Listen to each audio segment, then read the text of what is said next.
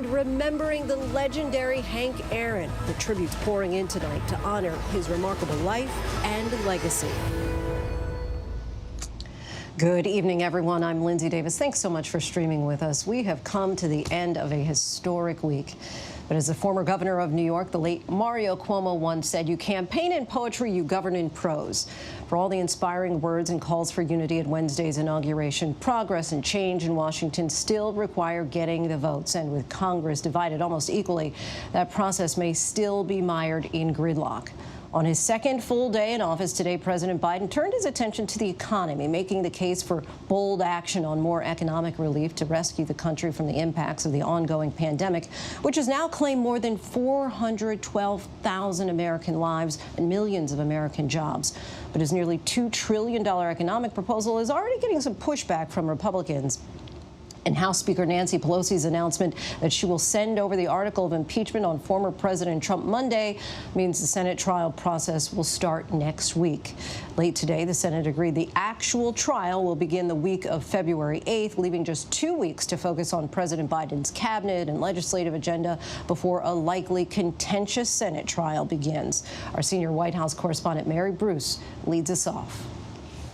On his second full day in office, President Biden's agenda clashing with the looming impeachment trial of Donald Trump. Biden today signing executive orders to expand food stamp benefits for struggling families. The first one is the economic relief related to COVID-19 pandemic. And lay the groundwork for a $15 minimum wage for federal workers. But Biden will need Congress to deliver his nearly $2 trillion rescue package. And right now, Congress has something else on its plate: impeachment. The bottom line is this. We're in a national emergency. We need to act like we're in a national emergency. Biden wants an additional $1,400 in direct payments to most Americans. $600, which was already passed, is simply not enough if you still have to choose between paying your rent, putting food on the table. He's calling for extending unemployment benefits, more money for small businesses, and $160 billion for vaccine distribution and testing. We have the tools to help people. So let's use the tools. All of them. Use them now. But the Senate is about to be consumed with Trump's trial. House Speaker Nancy Pelosi today announcing she is going to send over the article of impeachment on Monday. And according to the Senate rules, the trial would have to begin at 1 p.m. the next day. Make no mistake, a trial will be held in the United States Senate, and there will be a vote on whether to convict the president. But a trial next week could put the brakes on the Biden agenda. Right now, only 2 cabinet officials have been confirmed. And some Senate Republicans say that when the impeachment trial begins, everything else will be postponed. Clearly, if the impeachment articles come over Monday, the opportunity for President Biden to get a cabinet in place is done until impeachment is done. Republican leader Mitch McConnell wants to delay the trial several weeks to give Trump time to prepare his defense. And late today, the president seeming to suggest he too is open to a delay. The more time we have to get up and running and meet these crises, the better. So this way they won't have to walk and chew bubblegum right out of the gate. Mary Bruce joins us now from the White House. And Mary, Senate Majority Leader, moments ago outlining the plans for the impeachment trial. Lay out the schedule for us. Okay, Lindsay, so here's how this is now going to play out. The article of impeachment will be delivered on Monday. And as you know, the rules state that the Senate trial then has to begin exactly at 1 p.m. the next day. So members will still be sworn in as jurors on Tuesday. But now they've decided that both sides will then be given 2 weeks to prepare to work on their defense and prosecution. But in the meantime, the Senate can work on other business, including trying to work on Biden's confirmation, confirming his nominees, and this COVID relief bill. That then means that the Senate trial for President Trump will begin in earnest the week of February 8th. And this seems to be a schedule that both sides of the Senate, as well as President Biden, are in favor of to allow other business to move forward before the trial starts. This appears to be a true compromise, a word that we don't often hear here in Washington these days, but it allows Republicans to get what they want, which was a little bit of extra time for the former president's team to work on their defense, and it gives Democrats in the new administration what they want, which is some time to be able to hit the ground running, get some legwork done on this new agenda, and also get some of those critical cabinet nominees confirmed. Lindsay. Compromise is a word we haven't heard in so long. Mary, thanks so much. Thank you. For more on President Biden's economic plan and its potential impact, we bring in ABC's economic correspondent Deirdre Bolton. Deirdre, thanks so much for joining us. Now, Biden's plan expands benefits for unemployed Americans. The latest jobless report showed a slight decrease in new unemployment jobs, but companies continue to lay people off. They sure do. And Lindsay, this was the first thing out of President Biden's mouth this afternoon, talking about the jobless, the fact that those numbers are rising and people through no fault of their own have lost their positions. So if we look at the overall economy, I mean, even data this week just show, quite frankly, we're going in the wrong direction. And the most recent data points from the Department of Labor show that last month we lost 140,000 jobs. So this is the first time we've actually net lost jobs since April. It's not a surprise. While the virus is here, it is really difficult for people to want to go in, even if it's legal, to restaurants, to bars, to travel. There are so many industries that are hard hit. And Lindsay, you know this statistic as well as I do. There are close to 16 million Americans who are on some form of unemployment benefits right now. And today, the president extended the SNAP program, known, of course, as for food stamps, for an estimated 12 million Americans. Give us a sense of how much the pandemic has made matters worse when it comes to issues like poverty and hunger in this country.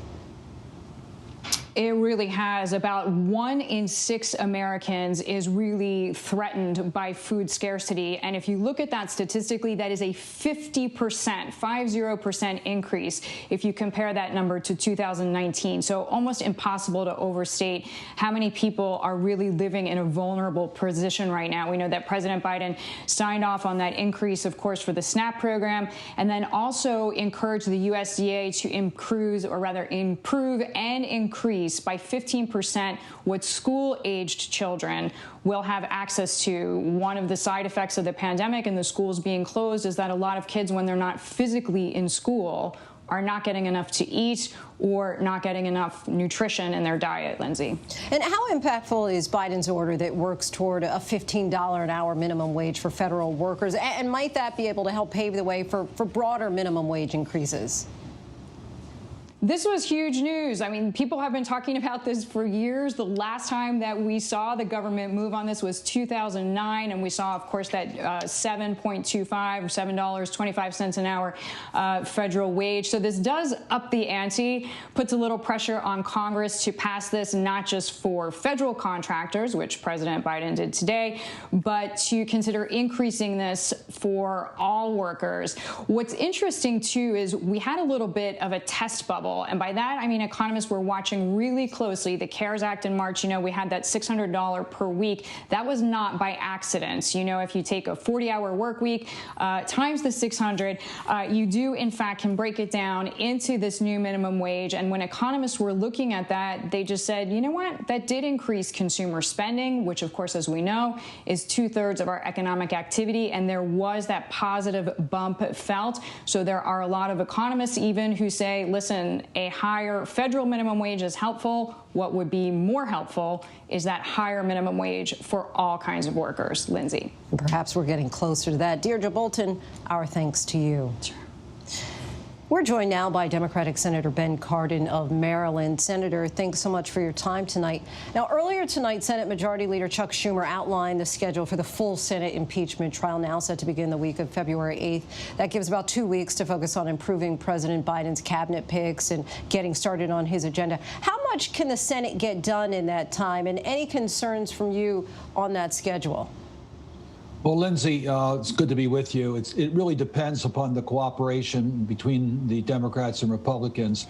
President Biden needs to have his cabinet confirmed by the United States Senate, and he needs to have that done as quickly as possible.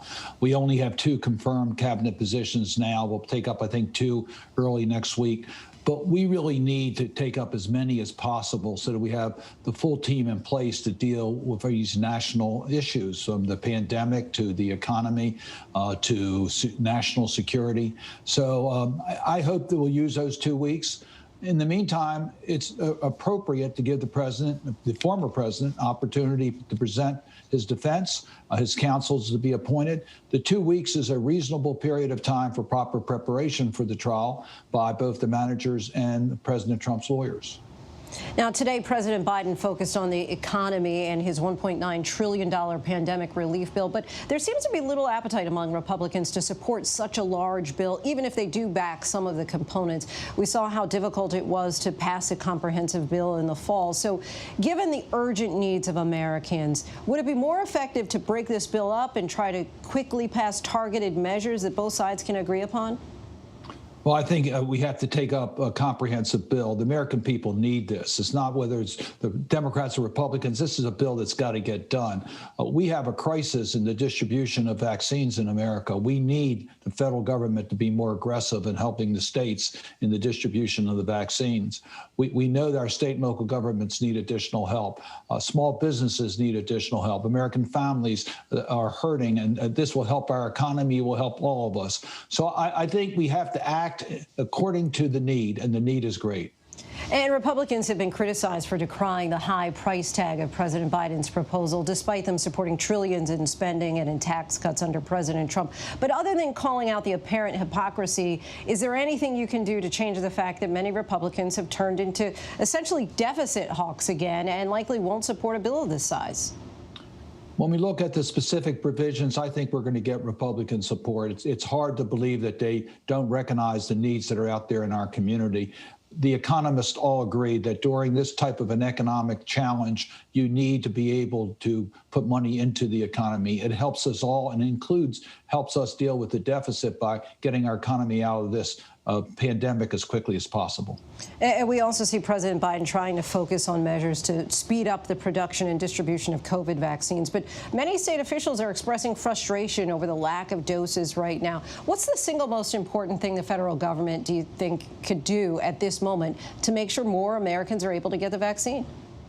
It's a great question. We need a national plan, and that plan needs to be understood. You need to get direct information from the federal government. We got to be consistent, and then we need to use every tool we have at the federal disposal, including the Defense Production Act, to make sure we have adequate supplies for the vaccines and for the protective equipment that we need in order to contain this virus. The states need to have a clear understanding as to how the distribution is going to be done, and they have to have the capacity, they have to have the personnel, they have to have the game plans so that communities are treated fairly. They have to have outreach in the underserved communities. So we need an overall strategy from the federal government and the resources to make sure it's carried out. And lastly, you're part of a bipartisan group that's calling on Congress to affirm ratification of the Equal Rights Amendment, which has now secured enough states for passage. If Congress changes the deadline for ratification, what are the chances of this moving forward? And why is it important to happen decades after the amendment was first introduced? Well, we had the states that have supported it. 38 states have already voted for the ratification of the Equal Rights Amendment in the Constitution. The problem is Congress put a deadline on the ratification process. The Constitution does not provide for a deadline. So by passing this resolution, we believe we enable the 38 states that have already ratified the Equal Rights Amendment that it will become part of our Constitution. So it's an exciting moment.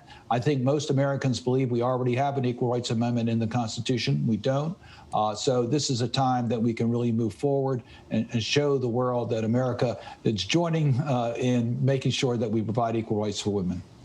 You know, a lot of people were feeling on Inauguration Day, perhaps there is hope. You know, there was so much talk about unity. Just curious to get your sense. You're actually inside the Capitol doing the work. Do you feel more hopeful at this point? Is there something that you're deciding, perhaps now things are going to be different? Yes, I really do. I mean, I've had conversations with my Republican colleagues. I think they see a new beginning. We have an administration that wants to work with Congress, both Democrats and Republicans. They've identified the issues that we think we can address in Congress, including getting COVID-19 under control, dealing with our economy, dealing with tough issues such as immigration. I think there's real hope among our colleagues that this Congress will be able to get down to business early, be able to work together. I know it's going to be a challenge. I know the nation's divided, but we know that President Biden understands the United States Senate. He understands the Congress, and we're excited to work with him. All right. Well, we appreciate that optimism. And thank you so much for joining us, Senator Ben Cardin. We appreciate it. Thank you, Lindsay. Now to the images that are igniting outrage on Capitol Hill and across the country. Hundreds of National Guard members were moved out of the Capitol that they were called in to defend. These images show them then getting rest on the floor of a parking garage. So who made the decision and why, and how long will troops remain in the nation's capital? Here's our congressional correspondent, Rachel Scott. Tonight, outrage in Washington after images like these. Members of the National Guard unexpectedly forced out of the Capitol they've been defending for weeks in order to rest in parking garages. It breaks your heart. I mean, these are people who are here serving the country, protecting us, protecting our freedom and our democracy, and there's absolutely no excuse for that. Lawmakers on both sides of the aisle were furious. Some offered up their offices. Hours later, that order was reversed and troops were allowed back inside. Did you have a warm place to stay last night? Yes. It's still unclear who gave the direction. The National Guard and Capitol Police issuing a joint statement saying they are working together to ensure troops have appropriate spaces for on-duty breaks and that off-duty troops are being housed in hotel rooms. Today, the First Lady, Dr. Jill Biden, making a surprise visit to the Capitol, passing out cookies and thanking troops. I just wanted to come today to say thank you to all of you for keeping me and my family safe. First Lady expressing her gratitude there. Rachel Scott joins us now. Rachel, there were some 25,000 National Guard troops in D.C. to help secure the inaugural. So how many are still there and how long are they planning on staying?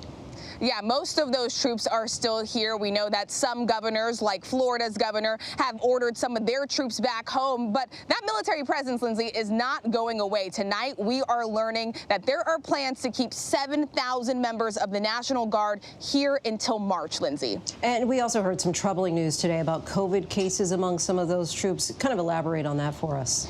Yeah, and lawmakers are particularly concerned about this, raising some questions about COVID-19 protocols. You saw those images of the troops packed so closely together. And tonight, we're learning that more than 150 have now tested positive for COVID-19. Lawmakers looking into that tonight, too, as well, Lindsay. All right. Rachel Scott, our thanks to you. This week, as we inaugurated a new president and began starting to adjust to our new normal, our nation's battle against COVID-19 raged on. More than 25,000 people died in this country since last Friday.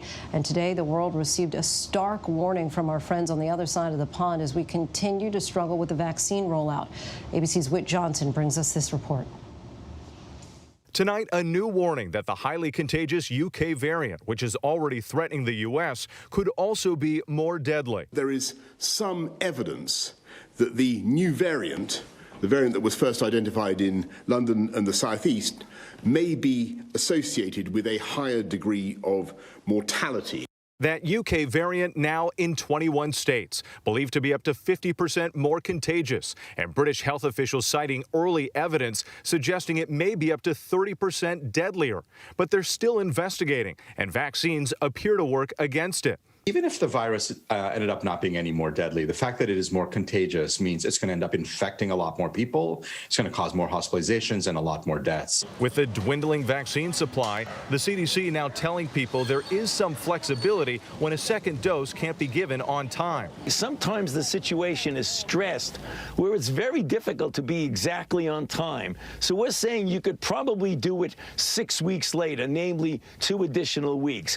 Quite frankly, immunologically, I don't think that's going to make a big difference. And tonight, the CDC also saying in exceptional situations where the same brand of vaccine isn't available for a second dose, it's better to switch brands than skip that second dose. Many already worried they won't be able to get one, like healthcare worker Nikema Taylor. I'm feeling so much frustration and so much anxiety about this. I'm trying to go online and to set my appointment for the second vaccine, and there's nothing available. In New York City, the mayor asking the federal government for permission to use second doses as first doses. It's going faster and faster. There's just no supply to keep up with it. The state burning through 97% of its first doses, expected to run out by the end of the day. More is on the way, but the shortage forcing 15 vaccination hubs to close for now. Did get the COVID, and I wouldn't wish it on anybody. In New Jersey, long lines before daybreak. And in California, drivers at Dodger Stadium waiting up to 5 hours. There was a 3 to 4 hour wait. So we came back this morning. At this pace of the rollout, the mayor says vaccinating all of LA County would take until June 2022. Still a long way to go. Whit Johnson joins us now. And Whit, as you reported, the UK variant is more transmissible than the original strain. Knowing that, is there anything that people can do to protect themselves from a more contagious version of this virus?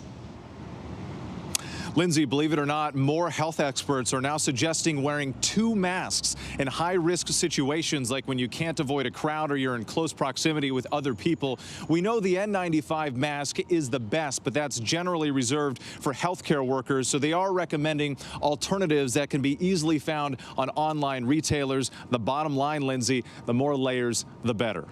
Double masking. Okay, Whit Johnson, our thanks to you. And when we come back, the tributes are pouring in for one of the greatest to ever play the game of baseball, who was also a champion of civil rights. The mystery mega jackpot winner in one state and a $1 billion jackpot still up for grabs. But up next, the growing concern about more children testing positive for COVID.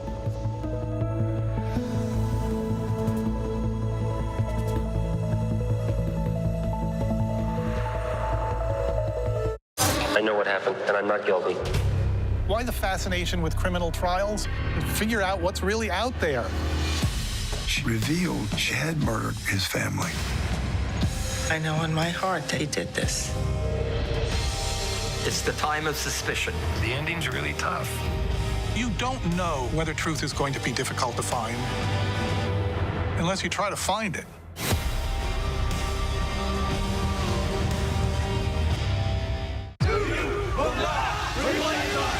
The reality is our country can collapse from within.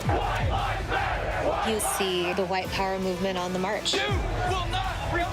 Klansmen and neo-Nazis, skinheads, it's meant to incite war. From the KKK to Oklahoma City to Charlottesville, the new documentary event special. We just need to start talking about race. Homegrown Hate, the war among us. This is a real wake-up call. Streaming now on ABC News Live. We will guide you through it all tonight. We have made it through another week together. Big hug, Griffin. We tell all our patients how much they're loved. We hold their hands. David, we're showing our love and support for all the ICU staff. They're the heroes in this.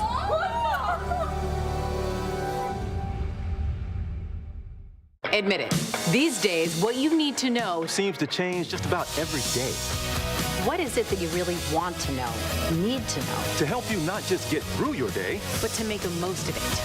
Feel smarter. feel better. Feel happier. Well, how about a third hour of Good Morning America in the afternoon? GMA 3, what you need to know. Lunchtime at 1 Eastern, 12 Central and Pacific on ABC. It's all about you. There's nobody that has not been touched by this pandemic.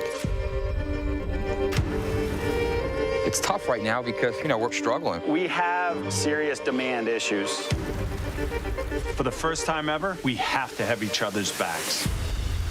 I see color. Here we go. We're all in this together, and we have to make this work. Well done, Spurs. This is all we got.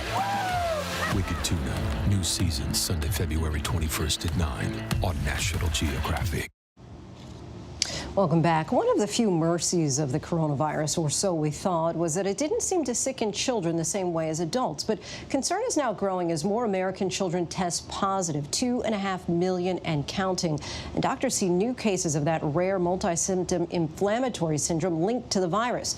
ABC's Marcus Moore has this report. Tonight, with Arizona hospitals still overwhelmed with COVID patients, the state now seeing the virus in a staggering number of children and teens. We are now the leading state in the country for COVID positivity in children. With nearly 1 in 7 COVID cases now under the age of 20, Arizona's largest hospital system reporting a dramatic spike in the number of children admitted. They need IV fluids, they need extra support with oxygen, and about a third, just as adults who are hospitalized with COVID, they need ICU care. As of mid-January, nearly 2.5 million children in the U.S. have tested positive for COVID since the start of the pandemic. Last week alone, seeing the highest weekly increase in new cases. For 13-year-old Maggie Flannery, her COVID symptoms got increasingly worse. For 2 months, her mother says she could not get out of bed. I had a lot of aching in my body. My chest felt very heavy and I had trouble breathing. The one-time ballerina in New York has had to drop extracurricular activities due to the virus's long-term effects. And while severe cases of COVID remain uncommon among children, doctors say they're seeing more instances of the rare multisystem inflammatory syndrome in children linked to the virus. In Texas, 11-year-old Kason Abbott has a long road to recovery after battling that rare COVID-linked syndrome. With Miss C, it has really affected him in such a different way as far as just zapping him of his energy level. Lindsay, Moderna has said that it has trials already underway for patients 12 to 17 years old. And then Pfizer announced today that its vaccine trials for children 12 to 15 are fully enrolled and are underway tonight. Lindsay. That sounds promising. Marcus, our thanks to you. Still ahead here on Prime. Did Twitter ban the Iranian supreme leader after he appeared to threaten former President Trump? The Arctic blast headed for millions, single digits in some spots. And you won't believe some of the statistical feats in Hank Aaron's legendary career. We'll take a look by the numbers. But first, our tweet of the day. The NFL commissioner, the son of a nurse, thanking frontline workers and surprising them with Super Bowl tickets.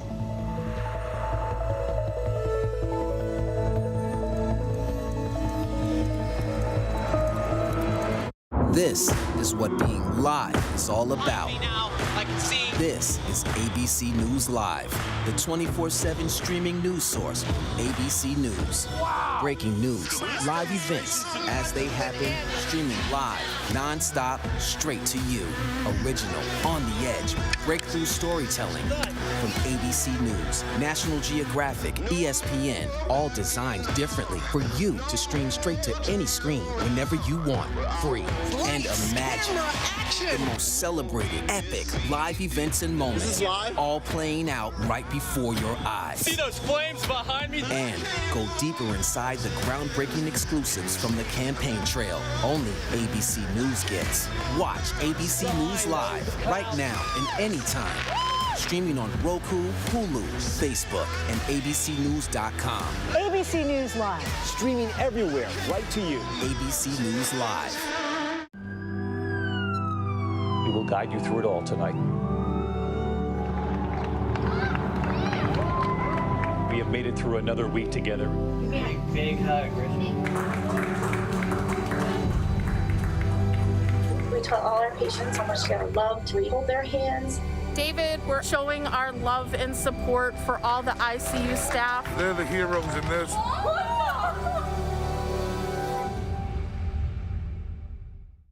Yes, mornings may look different these days, but where you start your day, where you spend your mornings, where you get connected to everything that's happening. And face it, there's a whole lot happening in our world these days. Where you get all the breaking new information of the day to help you navigate through these times. That's why we're here. Good morning, sunshine. And making sure you start your day off with a smile and some sunshine. Good morning, America. Good morning, America. Good morning, America. Oh, how I love saying that. Wake me up. The world may feel out of your control, but your happiness doesn't have to be. Learn the secrets to happiness. Listen to the 10% Happier podcast, free on Apple Podcasts. ABC News honored winner for the second straight year with the Edward R. Murrow Award for Overall Excellence in Television. ABC News, America's #1 news source. This is GMA3, what you need to know. GMA3. A third hour of Good Morning America in the afternoon. It's all about you. Lunchtime on ABC. Aaron waiting, the outfield deep and straight away. Fastball is a high drive into deep left center field. Buckner goes back to the fence. It is gone. Tonight, we are remembering baseball legend Henry Hank Aaron. The 86-year-old passed away peacefully in his sleep overnight. We'll have much more on his life and legacy coming up, one in which he faced down racism to become baseball's home run king. First, let's go by the numbers on his history-making career. Aaron finished with 755 home runs, and number 715 was the most significant, passing Babe Ruth for the most all-time. It's a record that he held for 33 years until Barry Bonds surpassed him, though Bonds' accomplishment has been tainted by suspicions of steroids. He never did hit 50 home runs in a single season, but he hit at least 40 8 times. Remarkably, he was a 25-time All-Star, a record that will likely never be broken. He also holds the Major League records today in runs batted in with 2,297 and in total bases with 6,856. Aaron finished his career with 3,771 hits, third all-time. In 1982, he was elected to baseball's Hall of Fame with 97.8% of the vote. Aaron famously said, "I never wanted them to forget Babe Ruth. I just wanted them to remember Henry Aaron. Certainly, we always will." Hank Aaron was 86 years old. We'll have more on Hank Aaron's incredible life and legacy coming up, and we still have lots to get to here on Prime tonight. How the ski industry has struggled to stay afloat during the pandemic and keep skiers safe from the virus, and staying warm and staying green. Our Ginger Z looks at ways restaurants can stay open and keep you toasty while helping our planet. But first, a look at our top trending stories on abcnews.com.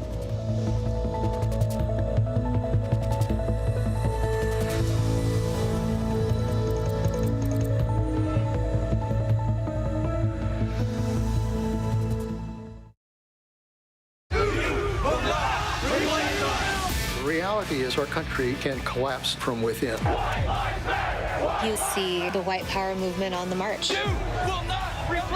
Klansmen and neo-Nazis, skinheads, it's meant to incite war. From the KKK to Oklahoma City to Charlottesville, the new documentary event special. We just need to start talking about race. Homegrown hate, the war among us. This is a real wake-up call. Streaming now on ABC News Live. We will guide you through it all tonight. We have made it through another week together. Big hug, We tell all our patients how much they're loved. We hold their hands. David, we're showing our love and support for all the ICU staff. They're the heroes in this.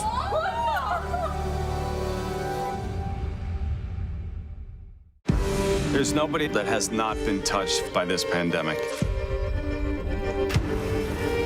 It's tough right now because, we're struggling. We have serious demand issues. For the first time ever, we have to have each other's backs. I see color. Here we go. We're all in this together, and we have to make this work. Well done, Spurs. This is all we got. Wicked Tuna. New season Sunday, February 21st at 9 on National Geographic. Yes, mornings may look different these days, but where you start your day, where you spend your mornings, where you get connected to everything that's happening. And face it, there's a whole lot happening in our world these days. Where you get all the breaking new information of the day to help you navigate through these times. That's why we're here. Good morning, sunshine. And making sure you start your day off with a smile and some sunshine. Good morning, America. Good morning, America. Good morning, America. Oh, how I love saying that. Wake me up.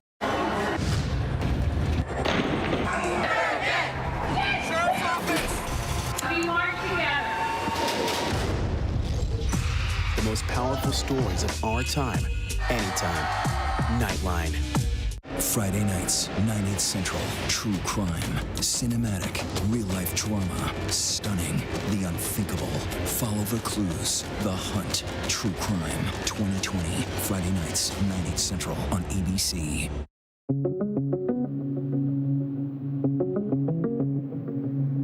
President Biden taking aim at the pandemic. 400,000 Americans have died. That's more than have died in all of World War II. As the nation tries to rein in a crawling vaccine rollout. With a dwindling vaccine supply, the CDC now telling people there is some flexibility when a second dose can't be given on time. So we're saying you could probably do it 6 weeks later, namely 2 additional weeks. Quite frankly, immunologically, I don't think that's going to make a big difference. And tonight, the CDC also saying in exceptional situations where the same brand of vaccine isn't available for a second dose, it's better to switch brands than skip that second dose. In New York City, the mayor asking the federal government for permission to use second doses as first doses. It's going faster and faster. There's just no supply to keep up with it. Today, Twitter taking down an account claiming to be Iran's Ayatollah Khomeini after it tweeted a graphic of former President Trump golfing and being threatened with a drone strike.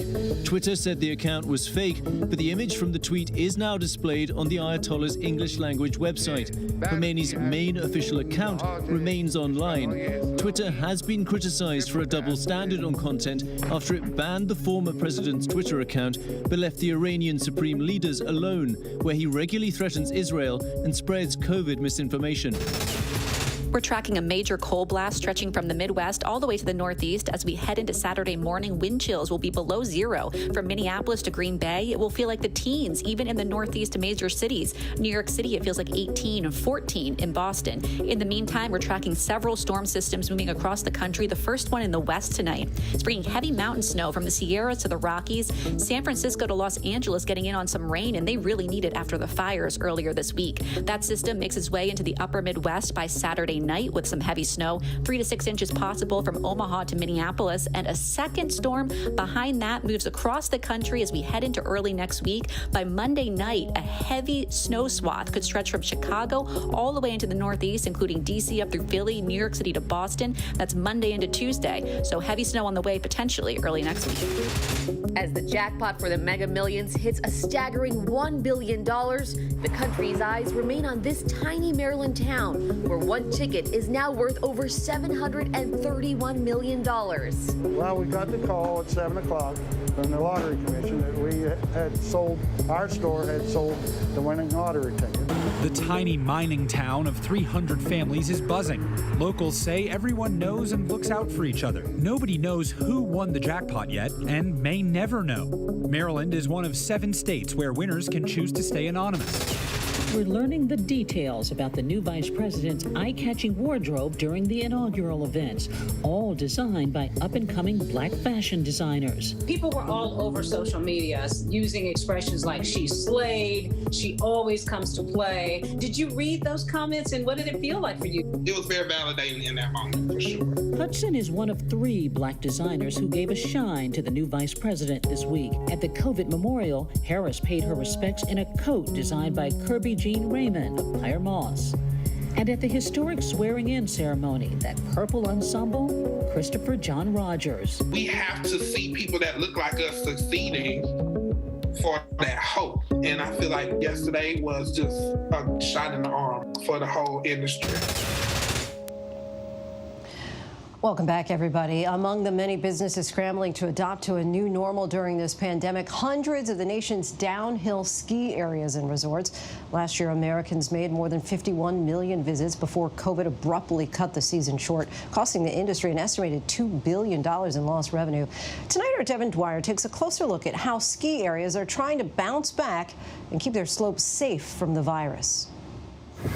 From the Colorado Rockies to the California Sierras. They're doing an awesome job here. There's hardly any lines, so much space, everyone's wearing masks. A historic pandemic ski season in full swing, but with fewer skiers and lots of new rules. Feel safer. I was in line and I was going down the run. My mask must have come down. The ski patrol asked me to put it back up, and I thought that was very nice of them. Hopefully, doing the best we can, following the rules, and crossing our fingers that we don't have an outbreak. At Cochrane Ski Area in Vermont, the slopes are a playground for cooped-up local kids. It's like instead of going and playing dodgeball or basketball or whatever, they come here and they ski. Sign-in has gone touchless, the snack bar moved outdoors, and staff are taking down skier information for possible contact tracing. Obviously, if things get really bad and the skiers have to shut down, yes, we would take a huge hit.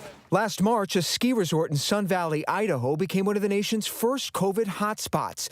Dozens infected after attending after-ski parties like this one. After 10 days, we could count 30 people, 35 people, 40 people. Days later, nearly all the nation's 470 ski resorts moved to shut down early for the season. It's not the ski hill that's the problem, right? It's everything that comes with it. And it's a very combustible mix, taking people from all over the country and the world and putting them in a ski lodge or a ski bar or any sort of setting where this close, sustained social contact can really spread the virus. This winter, most major ski areas have closed their lodges entirely or restricted who can go inside. No indoor dining, time limits for warming up. Each one of our resorts are different, and they're in different locales. They have different pinch points. So each one of our resorts has a plan based on a basic framework, and then they are doing the things that are unique to them and their circumstances. Many resorts now require reservations, capping the number of skiers to ensure less crowding. Face coverings are required at all times. Chairlifts are only to be shared with members of your family. Ski area operators call them critical steps for safety and confidence, but at a huge added cost. You have to outlay so much capital early in the season to make snow, to push the snow, and it's extremely expensive. And you do all that before anybody shows up. So you're committed to providing this product that's very expensive. And if we had been canceled like mid-December, that would have been trouble. Resorts for skiing and snowboarding are at the center of a $20 billion a year winter sports tourism industry in the U.S. Millions of visitors to American ski cities from around the world, fueling local economies. It's our responsibility for everything to work together to make sure that we're not putting people in a compromising situation. Our visitors and our fragile, small local communities that have limited healthcare delivery systems and capacity. In Southern California, Mammoth Mountain is a go-to resort for Los Angeles urbanites. We're a town of 8,000 people. That's how we're considered. Yet we're a town that is the recreation base for 3 or 4 million people. But this season, it's much quieter. The town not allowing indoor dining or short-term rentals, and people can get fined for not wearing a mask. We have a very small hospital. The town of Mammoth has come up with a reasonable plan to keep both the economy not dead and not to too badly affect the locals. It's a delicate balance between safety and financial survival that not everyone is happy about. There's not a lot of people here. We're partially locked down. Our traffic is way down. With so much of American life upended by the pandemic, many are just thankful to be back on the slopes. We're just so lucky that these mountains have been able to adapt and develop a program that's safe, that keeps everyone, relatively distanced, but still being able to enjoy what they love, and that's sharing, family tradition. Making memories in the mountains as the nation's ski industry grapples with an unprecedented year. For ABC News Live, I'm Devin Dwyer in Breckenridge, Colorado. Hopefully it is all downhill from here, not just for the ski resorts, but for all of us. Our thanks to Devin for that. And speaking of the outdoors, that's exactly where COVID-19 has forced many restaurants to go. But in some places, winter can linger a little longer, and restaurants are trying to keep patrons warm in order to keep their business hot.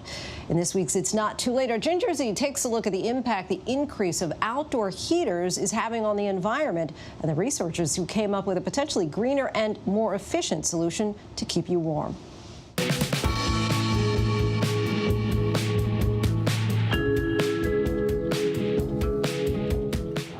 Hi, I'm Ginger Z, and it's not too late. Raise your hand if you miss eating indoors. Yeah, we do too. But with COVID, eating al fresco, even in mid-January, has become the norm, not only here in New York City. To Chicago, to Boston, to France, where 75% of their cafes have heated outdoor patios. With indoor dining banned in New York City, you either have to have a pretty extensive outdoor heating system or a personal igloo, or in this case, your own personal cabin. Can you tell me, what is it made out of? It's made of not a glass, but a kind of a plexi type material. There's draining systems built into the base, as you can see there, so that, whether rain or shine, these things are gonna withstand the elements. The New York hospitality business has really taken such a hit, so it was really important for us to have an experience like this where we could keep people employed, create jobs. The question automatically becomes like, well, okay, how is this different if like a group was in here and then my group comes in, but you have air purifiers? We have air purifiers. The team here, like I mentioned, does a great job of sanitizing the space after every reservation. The pandemic transformed the streets of New York City. They are lined with these outdoor dining areas, some of them working, others are not. This place had to shut down, only operating on weekends. In New York City, if you don't have outdoor eating lamp, you cannot survive. But France is now banning outdoor heaters for cafes and bars starting this spring. Why? Well, they're far from efficient. They emit methane, and let's be honest, it really only warms one person at the table on their cheek.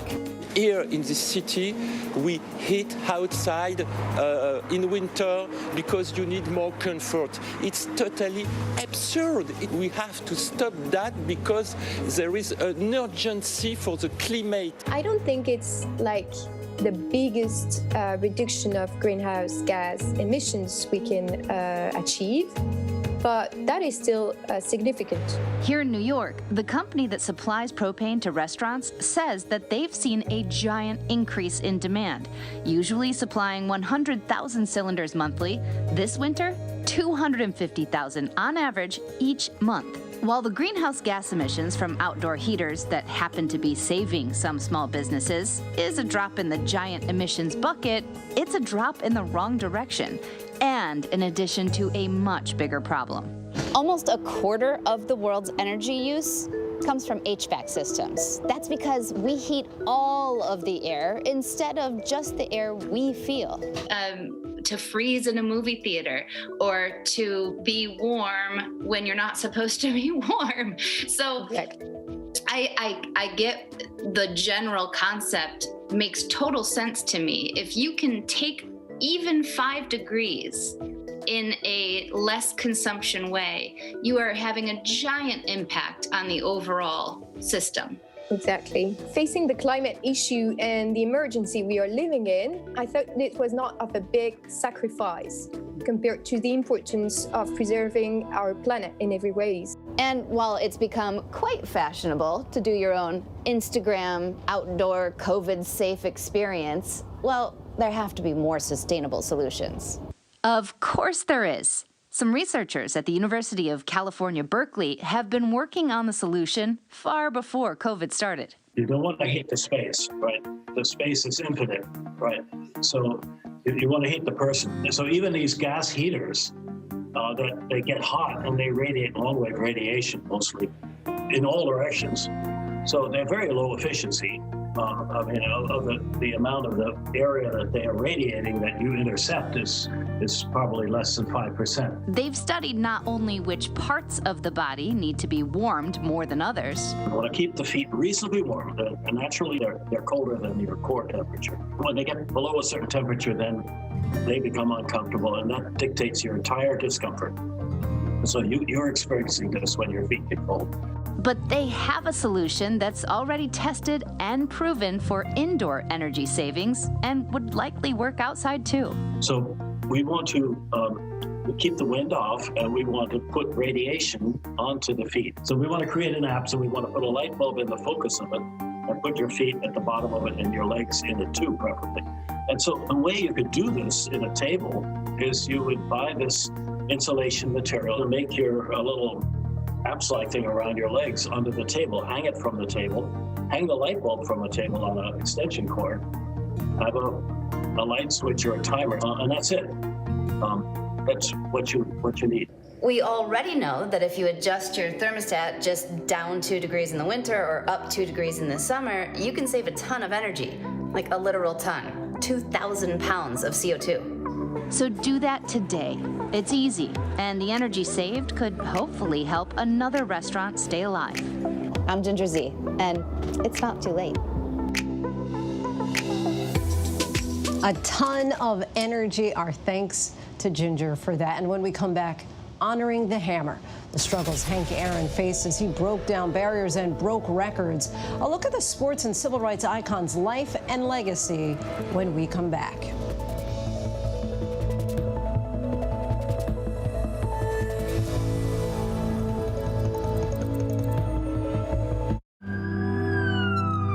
We will guide you through it all tonight. We have made it through another week together.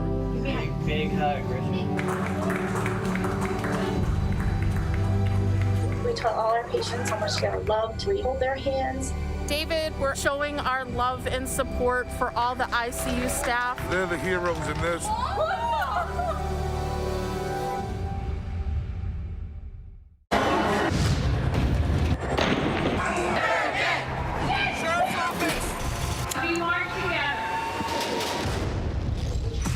The most powerful stories of our time, anytime.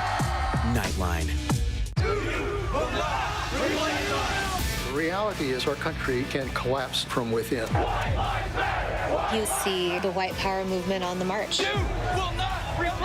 Klansmen and neo-Nazis, skinheads, it's meant to incite war. From the KKK to Oklahoma City to Charlottesville, the new documentary event special. We just need to start talking about race. Homegrown Hate, The War Among Us. This is a real wake-up call. Streaming now on ABC News Live.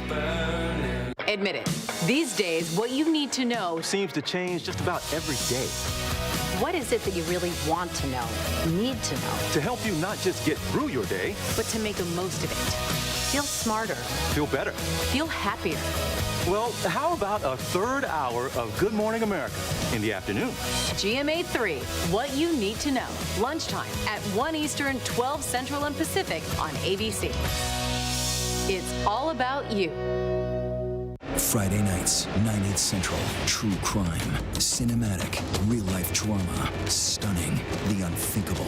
Follow the clues. The Hunt. True crime. 2020. Friday nights, 9/8 Central on ABC. What kind of music do you want to make, Miss Franklin? I want to make hits. I'm moving things forward for myself. He's dragging you down. You need me, Ree? Hell, I do. Go get your respect.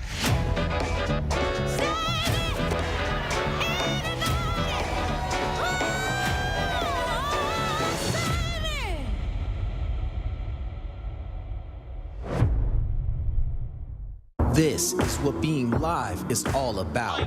This is ABC News Live, the 24/7 streaming news source from ABC News. Breaking news, live events, streaming nonstop. Original breakthrough storytelling from ABC News, National Geographic, ESPN, and it's all designed differently for you to stream straight to any screen whenever you want. ABC News Live. Streaming everywhere, right to you. ABC News Live. It's that easy to go there. And finally tonight, a proud, stoic Major League Baseball superstar, Hank Aaron, sought racial equality at a time when most thought it was impossible. Aaron was born in the Jim Crow South 3 decades before the Civil Rights Movement. But he did live long enough to see a black president and vice president. His quiet confidence and consistent excellence throughout his brilliant career made him perhaps the greatest to ever take the field. ESPN's Tim Kurkjian looks back at his life and legacy. Hank Aaron is the all-time leader in RBIs and total bases. He was the game's home run king for 33 years, and he played in 24 All-Star games. Yet he was still underrated, in part because he was not flashy. He hit 755 home runs, but never 50 in a season. He was remarkably consistent, but he was overshadowed by more charismatic players in bigger markets. If Hank had played in New York like Mantle and Mays, we all know it would have been a different story. He was stuck in Milwaukee. I know they were in the World Series in 57, 58. That put him in the spotlight. But other than that, it really wasn't until he was getting into that Ruth territory that the spotlight finally shone on him the way that it should have all along. Born in segregated Alabama, baseball was Aaron's way out. A star in the Negro Leagues, his 23-year Major League career began with the Milwaukee Braves in 1953, but in 1966 the Braves moved to Atlanta, putting Aaron back in the Deep South, where he had worked so hard to escape. Hank was returning to a different South, returning to a new South. And Atlanta is considered the capital of the New South. In 1974, Aaron was on the cusp of breaking the home run record that had been held for 40 years by an American icon, Babe Ruth. Aaron received death threats and racially driven hate mail up to 3,000 letters a day. Hank, there's 3 things you can't give a black eye, a puff lip, or a job. Things like this really makes me push just that much harder. When I read a letter like Hank saved all those hateful letters in a box in the attic. And at one point I said to Hank, there's no denying that that's true. But has that obscured for you the fact that millions and millions of Americans, not just black Americans, admired and respected you? His face softened and he said, I know that's true, but it still doesn't change what I had to go through.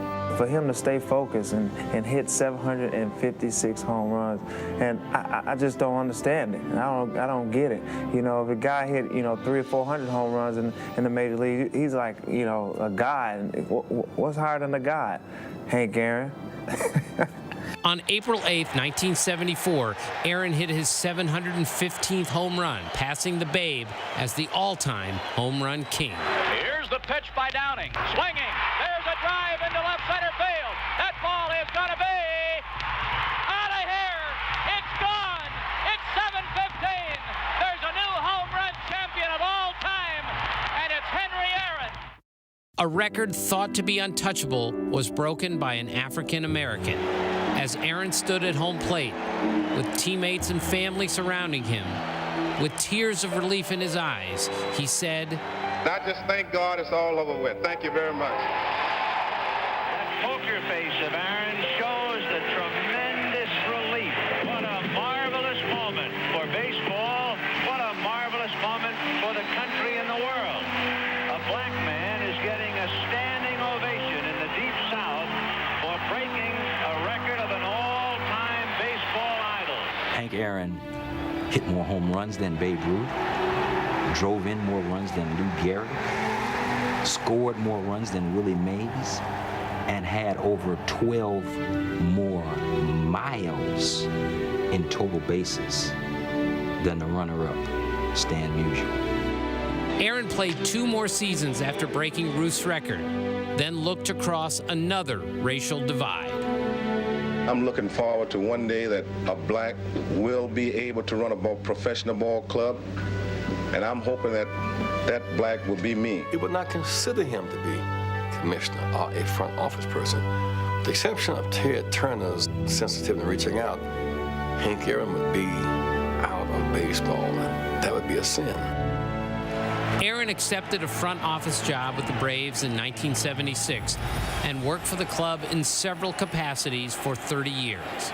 He will be best known as one of the greatest players of all time, but his lasting legacy will be the grace with which he carried himself through the breaking of Ruth's record and the dignity he showed when his record was surpassed, some say fraudulently, by Barry Bonds in 2007.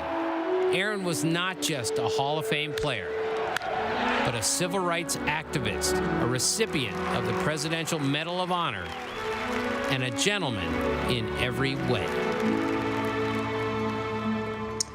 He broke records as well as barriers. Our thanks to Tim and ESPN for that. Interesting to note, Aaron's passing is now renewing calls for the Atlanta Braves to change their team name to the Hammers in honor of Aaron. Before we go, a fitting image of the day. The number 44, Hank Aaron's number. The Atlanta Falcons and Atlanta United both announced that they will retire the number for the 2021 season in honor of the legend. So many paying respect to this great ambassador to the game of baseball and beyond. That is our show for this hour. Be sure to stay tuned to ABC News Live for more context and analysis of the day's top stories.